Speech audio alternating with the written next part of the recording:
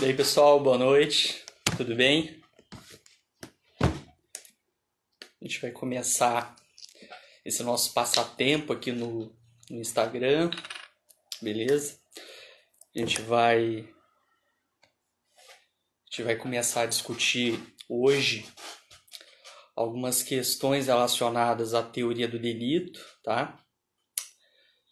A ideia... Opa, tudo bem, pessoal? E aí, Nilson, mito do direito penal? A ideia é a gente criar um canal de comunicação, né, nesse período de pandemia global, de quarentena, e aproveitar para fazer uma revisão aí de alguns temas mais aprofundados do direito penal, né? E, obviamente, aproveitar para apresentar a obra do meu orientador, né? Para quem não me conhece, eu, além de advogado, fiz mestrado e atualmente faço doutorado em Direito Penal na Universidade Federal do Paraná, tá? E eu sou orientado pelo professor Paulo Busato, professor Paulo César Busato, que é professor da Universidade Federal do Paraná de Direito Penal, também procurador de Justiça, né, do MP do Paraná, autor de várias obras. O cara produz livro, artigo, é uma máquina de escrever, né? O livro que a gente vai tentar esmiuçar nos nossos encontros todo dia a partir de hoje, tá? Enquanto durar esse período de quarentena, vai ser exatamente esse aqui, ó.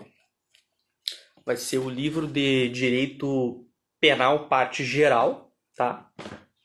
Tem e-book para ser comprado aí na livraria Atlas, tá? Que, assim, sou bem suspeito para falar, né? Mas tá tremendo a mesa. Ah, beleza. Obrigado, Paula. Acho que eu tô batendo na mesa aqui. Vou parar de bater. Obrigado.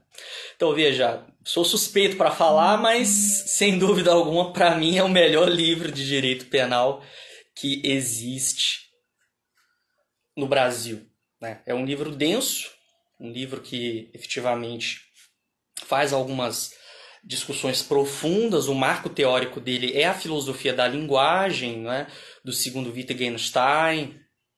Então, ele tem uma abordagem um pouco mais aprofundada, que talvez para os não iniciados possa gerar algumas dificuldades, mas que a gente vai tentar, na medida do possível, trazer uma luz a esses temas, tá, de maior relevância para a parte geral do direito penal, que costuma ser a parte mais densa, digamos que para alguns até a mais chata, né? Porque lida com várias teorias e lida com várias concepções dogmáticas. E a dogmática jurídica penal tem uma longa história, tá? Então, pessoal, o tema do nosso encontro de hoje, tá? O vídeo vai ficar à disposição para quem quiser ver depois, é a tentativa.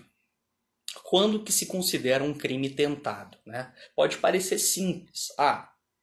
Eu dei um tiro na pessoa e ela não morreu. Bom, beleza, tentativa de homicídio, tá? Mas será mesmo que isso foi uma tentativa de homicídio? Será que isso foi uma tentativa para começo de conversa? Como que a gente faz essa definição de quando inicia a tentativa? Se eu pego uma arma, tá? E coloco ela, tô com um coldre aqui, pego a arma e aponto para você. Não atiro. Isso é tentativa? O que é tentativa? Para o Código Penal, a tentativa ela envolve uma impossibilidade de consumação por circunstâncias alheias à vontade do agente, tá? Mas quando que efetivamente a gente pode dimensionar a diferença entre um ato de cogitação, um ato de execução, um ato de consumação, né? Lembrar aquele iter crimes, o caminho do crime, né? Primeiro eu cogito, primeiro eu imagino na minha cabeça um delito, depois eu acabo preparando, né, os instrumentos do crime, onde que eu vou, quem vai ser a vítima, como eu vou executar esse delito, e depois eu ponho em prática esse delito, beleza? Muito bem. Então, pessoal, veja, algumas teorias, eu vou trazer aqui basicamente quatro teorias que vão acabar tratando sobre essa questão, tá? Alguns estão entrando pelo meu outro Instagram. Efetivamente, eu estou. Oi. Alguns estavam entrando lá no outro, beleza? Mas então a gente estava falando que há algumas teorias que vão delimitar o início da tentativa. Então eu trouxe para a gente trabalhar, isso está aqui no livro, professor Paulo Busato, tá? Teoria Direito Penal Parte Geral. Ele vai trazer ali algumas teorias, 4 teorias basicamente, para definir como diferenciar a tentativa de delito, o início do ato executório de um mero ato preparatório não punível. Temos, portanto, essas 4 teorias para a gente trabalhar no nosso encontro de hoje. A teoria negativa, a teoria subjetiva pura, a teoria objetivo formal e a teoria objetivo material. Tá? Esses nomes parecem complicados, mas a gente vai ver que não é tanto assim. Eu vou tentar descomplicar para vocês. Bom, para a teoria negativa, que é de matriz positivista, o intercrimes, o caminho do crime é inútil, é impossível definir a priori os limites, tá, da tentativa e da consumação. Portanto, caberia exclusivamente ao juiz dizer o que é um crime tentado e o que é um crime consumado, tá? Caberia exclusivamente ao juiz. E a crítica que o professor Paulo Busato traça é exatamente da discricionariedade absoluta, que seria, sem dúvida alguma, temerário deixar na mão do juiz, sem critério algum, delimitar o que é um crime tentado, o que é um crime consumado, o que é um crime impossível. Portanto, essa primeira teoria negativa, ela tem esse nome, teoria negativa, porque ela nega a possibilidade de definir os limites entre atos meramente preparatórios e atos de execução. Beleza? Caberia ao juiz decidir no caso concreto. Já para a teoria subjetiva pura, o que vai indicar o início da execução do crime, portanto a tentativa, é a vontade de cometer o delito. Ou seja, a representação subjetiva, a representação interna do autor. E isso também é muito problemático, né, pessoal? Porque, na verdade, a vontade ela está em todas as fases do delito. A vontade está na cogitação. Quando eu penso em assaltar alguém, não é? A vontade já faz parte do meu ato de pensar, de querer, antes de pôr isso em prática. Quando eu, então, compro uma arma de fogo, escolho o local do crime, escolho a vítima, também está aí um ato de vontade, né? Portanto, a vontade não está apenas na fase de execução, ela está na fase de cogitação, na fase de planejamento, na fase de execução, na fase também de exaurimento para alguns delitos, tá? Como, por exemplo, a extorsão mediante sequestro, quando que não se exige a obtenção do resgate, né, da vantagem indevida, beleza? Veja, há um outro problema da teoria subjetiva pura. Então, para a teoria subjetiva pura, a vontade é que delimita se houve ou não tentativa. Mas a gente falou que a vontade ela não pode ser entendida, e aqui é que entra a contribuição da teoria significativa do delito. A vontade ela não é um ato, não é um dado subjetivo, não é um ato meramente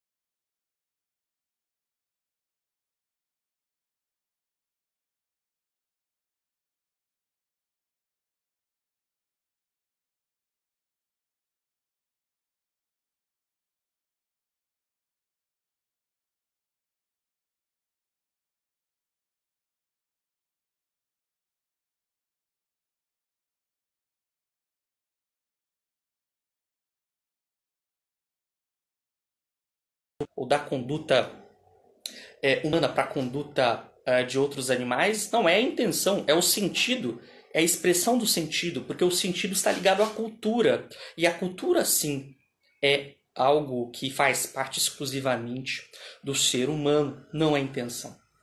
E a intenção, na verdade, deriva de um ato, portanto, de troca, de um ato de um processo de comunicação, tá? Nas linhas do Habermas. Não deriva de um teatro privado, tá? Essa é uma outra concepção que a teoria significativa também contesta. A intenção não deriva de um ato da mente, tá? A intenção ela deriva de uma compreensão social da conduta. Eu perguntaria para vocês, é possível matar alguém com o voodoo?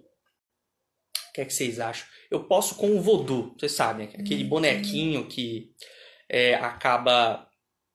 O pessoal travou aí para vocês? Travou ou tá de boas?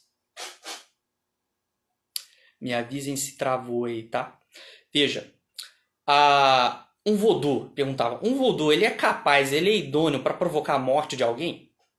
Veja, não existe tentativa por si só, é sempre tentativa de algo. A teoria significativa vai trazer que para a análise da tentativa e para a análise do aspecto subjetivo de uma conduta, é indispensável a análise do próprio contexto, a análise das circunstâncias que rodeiam aquele fato. Então você não pode me dizer a priori que o voodoo não é idôneo a causar a morte de alguém, que o voodoo é um crime impossível.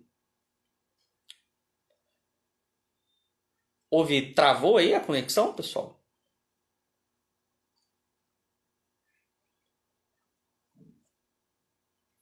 Então, eu vou reiniciar a conexão, beleza? Vou reiniciar a conexão para que pare de travar, beleza? Já voltamos.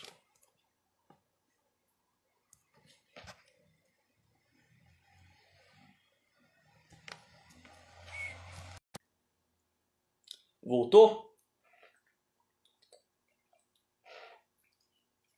Beleza. Então vamos continuar. Estava falando então que para a teoria significativa do delito, do professor Paulo Musato, que ele acabou desenvolvendo a partir das contribuições do professor Tomás Salvador Vives Anton, né, da Universidade de Valência, na Espanha. Para o professor Paulo Musato, a intenção ela não está amealhada dentro de um aspecto estritamente subjetivo. Não. A intenção não está na cabeça do sujeito, ao contrário do que a gente poderia imaginar. Veja, a intenção não está na mente, a intenção está na ação. É a partir da ação, portanto, de todos os elementos circunstanciais que o cercam, que eu vou poder atribuir ao sujeito, valorar aquela conduta como sendo dolosa ou imprudente, como tendo um compromisso ou uma ausência de compromisso com a produção do resultado. Portanto, essa segunda teoria da tentativa, a teoria subjetiva, ela não consegue delimitar critérios objetivos acerca da efetiva intenção. Né? Intenção de quê? A intenção não é um dado apenas subjetivo, é um dado intersubjetivo. Ou seja, é um dado que, para ser compreendido, ele envolve tanto o que o sujeito pensa e o que pensam sobre o que ele pensa. Tá? Essa compreensão intersubjetiva envolve, portanto, uma troca. A verdade não está na mente do sujeito, a verdade ela é compartilhada, ela precisa ser compreendida socialmente. Tá? Então, veja, o elemento subjetivo ele é um dado que é compartilhado através de um processo de comunicação. E eu sempre costumo dar em aula o exemplo, né, de um sujeito que está chorando com um caco de vidro no pé, com um líquido vermelho escorrendo. Se você vê uma pessoa gritando com um caco de vidro no pé e um líquido vermelho escorrendo, o que você pode dizer sobre essa cena? Você pode dizer que a pessoa sente dor? Não, você não pode dizer que ela sente dor, porque só quem sente a dor é ela própria. O que você pode dizer? Se ela tem dor. Você pode, portanto, atribuir o sentido de uma dor àquela pessoa. Você não sente a dor que ela sente. Você compreende aquela atitude, aquela cena, como expressando o sentido de dor. Por quê? Porque você já viu outras pessoas com caco de vidro no pé chorando, ou pelo menos já viu outras pessoas chorando e sabe que o ato de chorar, via de regra, transmite uma dor. Transmite uma dor, tá? Mas aí vamos voltar para a nossa cena, tá? Vamos voltar para a pessoa com um caco de vidro no pé escorrendo um líquido vermelho. Você já imagina, pô, é sangue. Então você atribui dor, você atribui o sentido de dor àquela cena. Agora, imagine que essa mesma cena, ela acontece não na rua, mas no teatro. Você vai dizer que essa pessoa tem dor? Não. A pessoa é um artista, é um ator, está contracenando ali uma peça teatral e ela está fingindo. E como você sabe que ela está fingindo se a cena é exatamente a mesma? Uma pessoa com um caco de vidro no pé, um líquido vermelho escorrendo, gritando. Como que você diferencia uma primeira situação em que ela tem dor de uma segunda situação que ela não tem dor? Lendo a mente da pessoa? Será que a gente consegue ler? A gente já conseguiu chegar a esse nível de evolução tecnológica? Consegue ler ou consegue adivinhar o que a pessoa sente? Não, né? A gente não consegue adivinhar o que a pessoa sente. A gente consegue atribuir um sentido de alguma coisa a partir do nosso processo de comunicação. Tá? Se você nunca sentiu dor na tua vida, se você nunca viu alguém expressando dor, você não vai conseguir atribuir o sentido de dor àquela ação. Então, mais uma vez, o sentido está na ação, não está na mente. O sentido, portanto, é uma atribuição que deriva de um processo de interação social. Então, voltando ao exemplo do voodoo. Será que eu consigo provocar a morte de alguém com o voodoo? Ou será que isso sempre vai levar a um crime impossível? Veja, eu não posso dizer, a partir da teoria significativa, a priori, que o voodoo nunca vai ser idôneo a causar a tentativa de morte ou a morte de alguém. Por quê? Porque eu preciso analisar os dados concretos, as circunstâncias do caso concreto. O que um justo filósofo alemão, o Winfried Hassemer, né? O Hassemer chamava esses indicadores, tá? Essas circunstâncias do caso concreto de indicadores externos. Indicadores externos. E complementa o Wittgenstein, que, como eu já falei, é o marco teórico da teoria significativa do delito, que processos internos necessitam de critérios externos. Então, para eu entender uma ação, eu preciso compreender o contexto em que ela se insere. Portanto, eu não vou desvendar, eu não vou descobrir o que se passa na mente de alguém. Não tem como fazer isso, pessoal. Nem os psicólogos, nem um psicanalista consegue descobrir o que se passa na mente de alguém. Ele faz uma análise externa. Ele faz uma análise a partir daquilo que é possível de ser analisado no caso concreto. Tá? Se de algum modo, a partir, por exemplo, de atos falhos, né, na psicanálise, mas se o sujeito fica mudo, sem falar nada, será que o psicanalista conseguiria, de algum modo, fazer uma análise do comportamento daquele seu paciente? Bom, se você não fala nada, como que eu vou conseguir desvendar a tua mente? Então, o próprio psicanalista vai fazer uma análise, tá, do seu paciente a partir daquilo que ele fala. Tá? Tanto que a psicanálise ela coloca, tá, a cura pela fala, né? O tratamento pela fala. Não é o tratamento pela adivinhação. Não é que o psicanalista Léo, grande Léo, opa, Léozão, veja, você entende até melhor, o pessoal do processo penal entende até melhor aí do que eu de psicanálise, né? Mas veja, a própria psicanálise ela analisa a questão da cura pela fala. Então, imagina um jurista tentando descobrir o dolo de alguém a partir do desvendamento da mente do sujeito, da linguagem da mente do sujeito. Por isso não é possível. Então, a gente só consegue analisar a ação. A gente não consegue analisar a mente. Por isso que um dos livros do professor Paulo se chama A Teoria da Ação Significativa e Direito Penal, porque o que a gente consegue analisar é o sentido da ação, a ação significativa, o sentido da ação, tá? E não a linguagem da mente. Por quê? Porque a ação ela é um espetáculo público, ela não é um teatro privado. Um espetáculo público eu posso analisar. Um teatro privado, uma linguagem que se passa tão somente na mente do sujeito, bom, ela é empiricamente inacessível, empiricamente indemonstrável. Se ela é empiricamente inacessível, como que eu vou poder demonstrar que o sujeito tentou praticar uma conduta delituosa? Bom, não vou ter como, né? E como na dúvida, nos princípios processuais, Léo, né? princípios constitucionais do processo penal é exatamente o indúbio pro réu. Bom, se eu não tenho como acessar a mente do sujeito, não tenho como ter certeza, né? A gente não trabalha com a ideia de verdade, mas se eu não tenho como ter certeza, né? Um alto grau de probabilidade para além de qualquer dúvida razoável, se eu não tenho como ter certeza de que o sujeito, tá? Ele teve a intenção de praticar um delito, teve a intenção, a vontade de cometer um delito ou tentar cometê-lo, então vai restar uma dúvida. Na dúvida, eu vou ter que absolver o sujeito.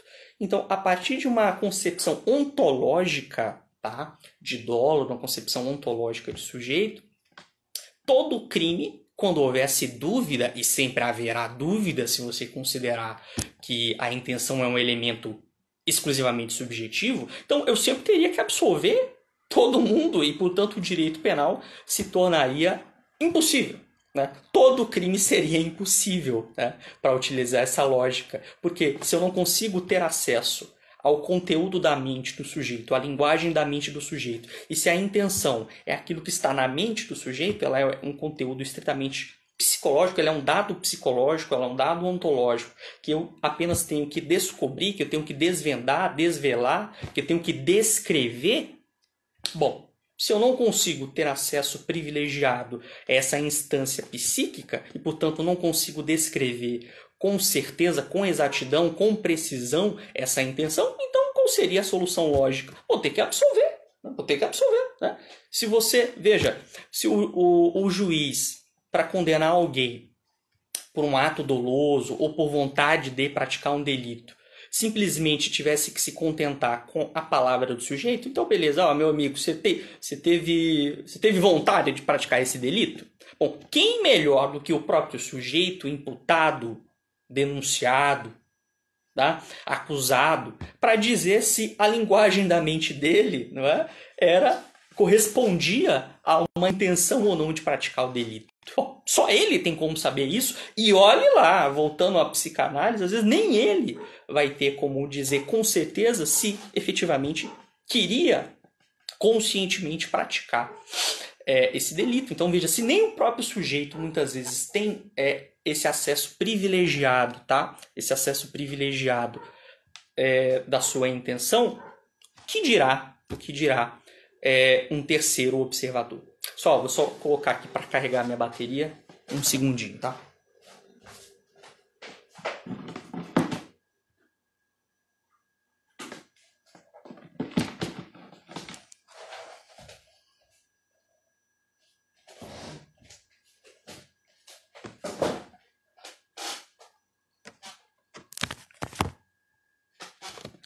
Pessoal, eu estou sendo claro?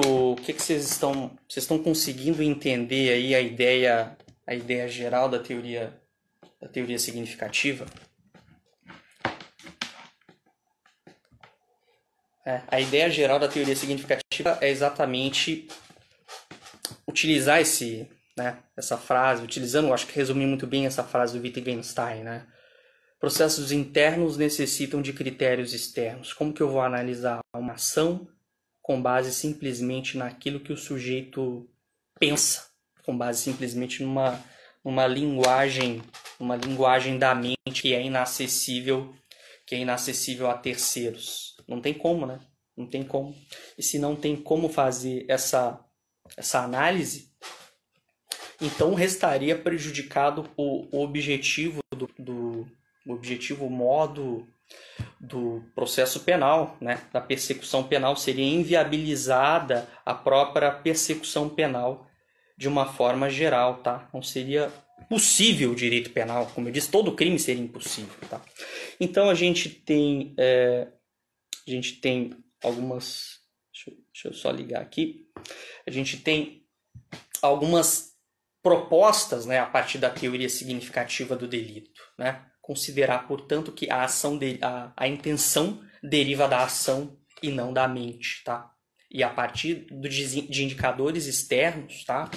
Como, para usar uma expressão do Hassimer, a partir de indicadores externos é que eu vou conseguir compreender, tá? Não descrever a ação, não descrever a intenção, mas sim compreender. E toda compreensão, ela pressupõe um ato de atribuição de sentido. Mais uma vez aí, o porquê de o nome da teoria ser teoria significativa do delito. Porque toda a ação, todo tipo de ação, tá, envolve sentido. Tá? A ação humana envolve a atribuição de sentido. Esse sentido ele é socialmente compartilhado. É um sentido que é socialmente compartilhado, tá?